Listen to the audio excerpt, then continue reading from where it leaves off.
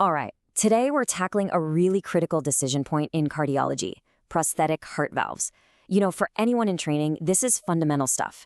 Knowing when to replace a valve, and just as importantly, what to replace it with, is a huge deal. This one choice really sets a patient on a path for the rest of their life. So we're going to break down how to get it right. Okay, so picture this. You're in clinic and your patient has severe aortic stenosis. A new valve is in their future. But the big questions are, what kind? And how is that choice going to shape everything for them down the road? Answering those questions is exactly what we're here to do. So here's our game plan. First up, we'll cover the why. When do we pull the trigger on our replacement? Then, we'll look at the two main options on the table, how to pick the right one, and finally, what the long-term management looks like for each type. Let's start at the very beginning.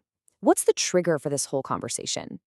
When does a patient with severe aortic stenosis actually need a new valve? Well, the guidelines give us some pretty clear goalposts. The number one most critical trigger, symptoms. The moment a patient starts getting short of breath, having chest pain, or fainting, it's time to act. But we also jump in preemptively if we see their heart function start to drop, specifically if their ejection fraction dips below 50%. Or, if they're already headed to the OR for another cardiac surgery, it just makes sense to take care of the valve at the same time. So, once that decision to replace is made, we hit a major fork in the road. And this brings us to the core choice that every single clinician and patient has to navigate together. Do we go with a mechanical valve or a bioprosthetic one? And this slide really lays out the central trade-off perfectly. On one side, you've got mechanical valves. These things are built like tanks. They're designed to last a lifetime. But because they're made of foreign material, they're a huge risk for blood clots. That means patients are signing up for lifelong blood thinners, specifically warfarin. Then you have bioprosthetic valves, which are made from animal tissue. They're much, much less likely to cause clots, so you don't need that long-term warfarin. The catch? They wear out. You're typically looking at a lifespan of about 15 years. And that durability issue is a really big deal, especially when you're talking about younger patients.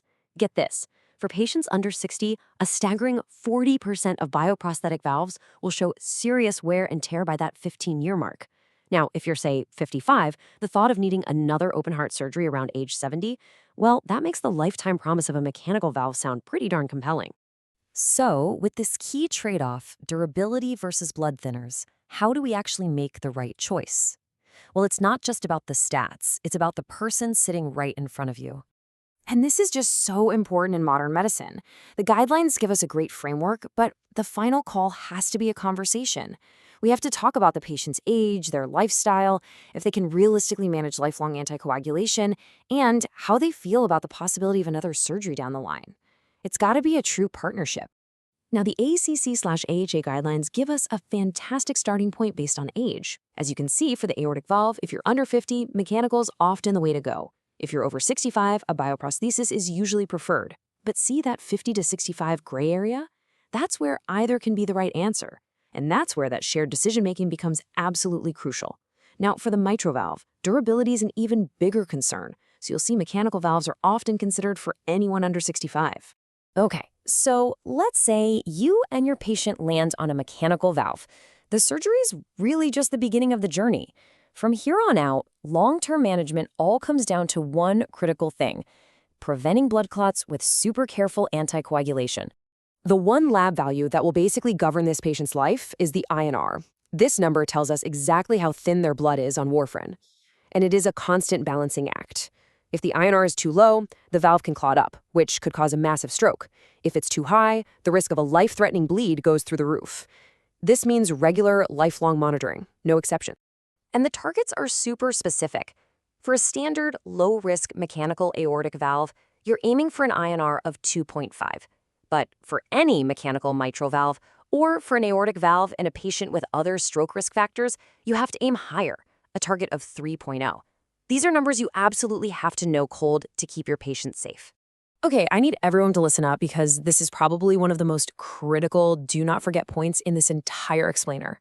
Those newer blood thinners, the DOACs, they are absolutely forbidden for patients with mechanical valves.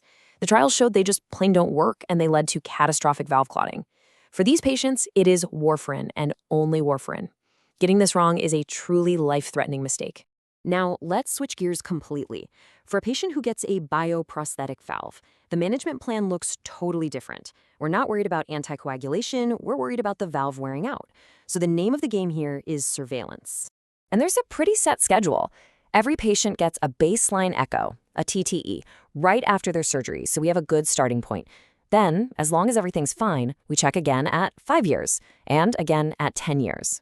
After that 10-year mark, when the risk of deterioration really starts to climb, we switch to annual echoes to make sure we catch any problems early. Now, there is one key distinction here. For the newer transcatheter valves, you've probably heard of TAVI. The game is a little different.